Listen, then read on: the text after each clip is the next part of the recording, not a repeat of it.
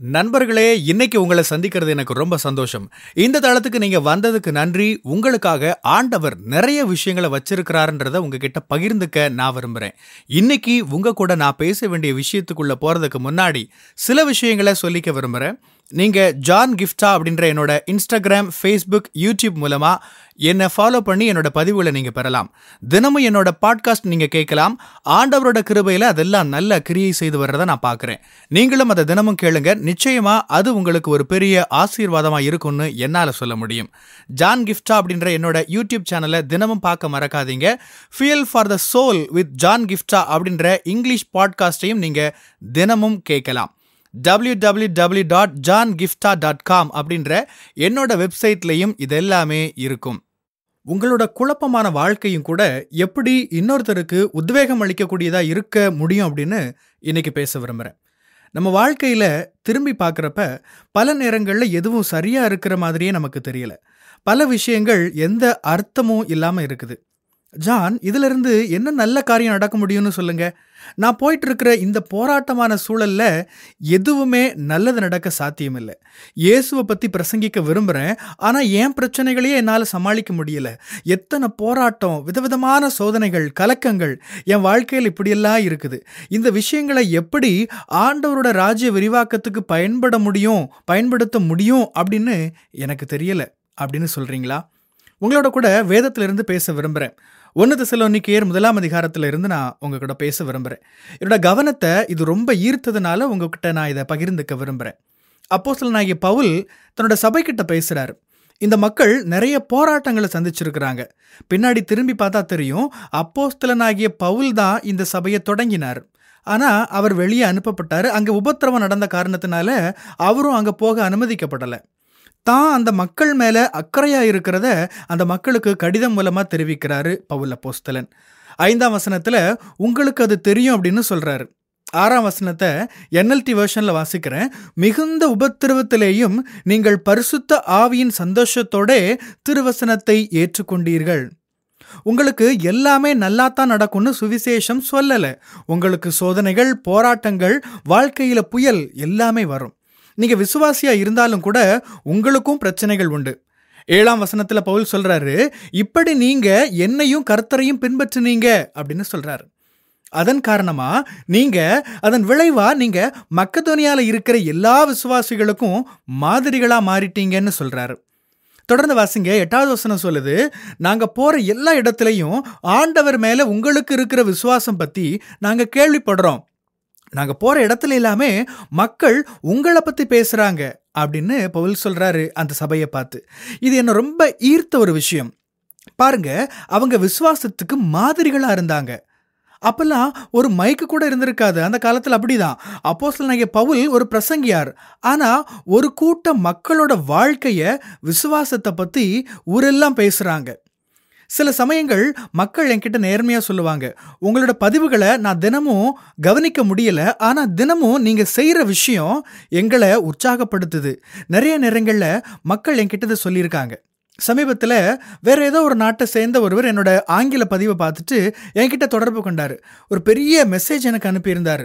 அவர் ரொம்ப இன்ஸ்பயர் ஆகியிருந்திருக்கிறாரு. என்னோட பதிவுகளோட உள்ளடக்கத்தை பற்றி அவர் பேசலை, நான் தினமும் தொடர்ச்சியாக இதை செய்கிறது அவரை உற்சாகப்படுத்தி இருக்குது. என்னோட செய்தி இல்லை, நான் செஞ்ச இந்த விஷயம் அவரை உற்சாகப்படுத்தி இருக்கு.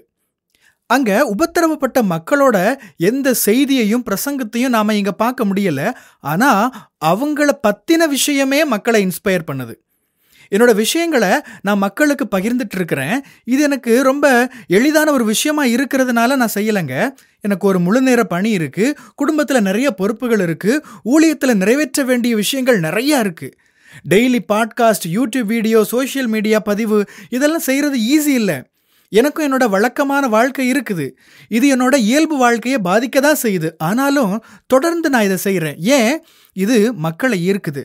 அவங்க கவனிக்கிறாங்களோ இல்லையோ, என்னோட செய்தி அவங்களை இன்ஸ்பயர் பண்ணுதோ இல்லையோ, நான் தினமும் செய்கிறேன் அப்படின்ற இந்த விஷயம் அவங்கள உற்சாகப்படுத்துது. நிறைய நேரங்களில் நான் யோசிப்பேன், குறிப்பிட்ட நபர்கள் என்னை பற்றி நான் செய்கிறத பற்றி கவனிச்சிருக்கவே மாட்டாங்கன்னு நினைப்பேன். ஆனால் அவங்க என்னை பார்க்கும்போது சொல்லுவாங்க, ஜான், நீ இப்படி செய்கிறத என்னால் நம்பவே முடியலன்னு சொல்லுவாங்க. எனக்கும் அவங்க சொல்றத நம்ப முடியாது.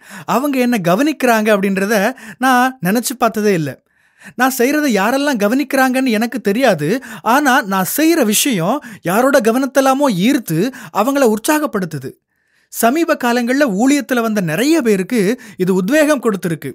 திரும்பவும் சொல்றேன், என்னோட செய்தி அல்ல, நான் செய்யற விஷயம்தான் அவங்களுக்கு பிரயோஜனமா இருந்திருக்கு. அந்த உபத்திரவத்திலேயும் அவங்க விசுவாசம் வச்சிருக்காங்க, அவங்க மகிழ்ச்சியா இருக்காங்க. அதுதான் நிறைய பேருக்கு உத்வேகம் தர்றதா இருந்தது. அதை பத்தி தான் எல்லாரும் பேசினாங்க. அவங்க கிட்ட பிரசங்கம் பண்ண எந்த விஷயமும் இல்லை.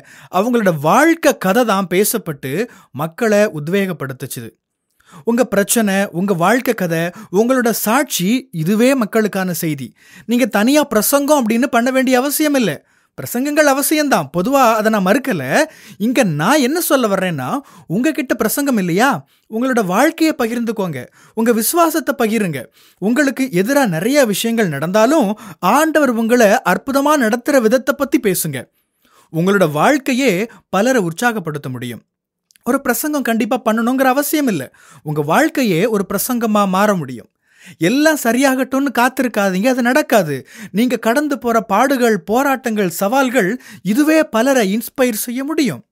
ஆண்டவர் உங்களை ஏதாவது தொடங்க வழி நடத்துறாரு, ஆனா அதுக்கு சரியான வரவேற்பு இல்லைன்னு வைங்க, கவலைப்படாதீங்க. நான் சொல்றேன், நீங்க சொல்ற செய்தியினால கூட இல்ல, நீங்க அங்க இருக்கிறதுனாலயே, நீங்க செய்யற விஷயத்தின் மூலமாவே அதை பார்த்தே சிலர், நிறைய பேர் உற்சாகமடைய வாய்ப்பு இருக்கு.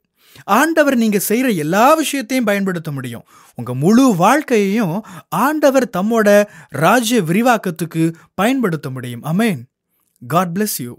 பிரியமானவங்களே, இந்த செய்தி மூலமா நீங்க உற்சாகம் அடைஞ்சிருப்பீங்க, ஆசீர்வதிக்கப்பட்டிருப்பீங்கன்னு விசுவாசிக்கிறேன். திரும்பவும் ஞாபகப்படுத்துறேன், நீங்க ஜான் கிஃப்டா அப்படின்ற என்னோட இன்ஸ்டாகிராம், ஃபேஸ்புக், யூடியூப் மூலமா என்னை ஃபாலோ பண்ணி என்னோட பதிவுகளை பெறலாம். ஜான் கிஃப்டா அப்படின்ற என்னோட யூடியூப் சேனலை தினமும் பார்க்க மறக்காதீங்க. Fuel for the soul with John Gifta அப்படின்ற இங்கிலீஷ் பாட்காஸ்டையும் நீங்க தினமும் கேட்கலாம். பாட்காஸ்ட் எபிசோடுக்கு நீங்க உங்களோட ரேட்டிங், ரிவ்யூ கொடுத்து ஷேர் பண்ண மறக்காதீங்க. www.johngifta.com அப்படின்ற என்னோட வெப்சைட்லையும் இது எல்லாமே இருக்கும். இந்த ஊழியத்தால நீங்க ஆசீர்வதிக்கப்பட்டிருந்து மற்றவங்களுக்கும் இதே ஆசீர்வாதம் சேரணும்னு விரும்பினா, நீங்களும் எங்க கூட சேர்ந்து ஆண்டவரோட ராஜ்யத்தை கட்டுற இந்த பணியை உங்களோட நிதி ஆதரவு மூலமாகவும் தாங்கலாம். கூகுள் பே அல்லது நெட் பேங்கிங் அல்லது பேபால் மூலமா நீங்க ஆதரவு தரலாம். எல்லா விவரங்களையும் டிஸ்கிரிப்ஷன்ல நீங்க பார்க்கலாம். ஆண்டவர் உங்களை ஆசீர்வதிப்பாராக.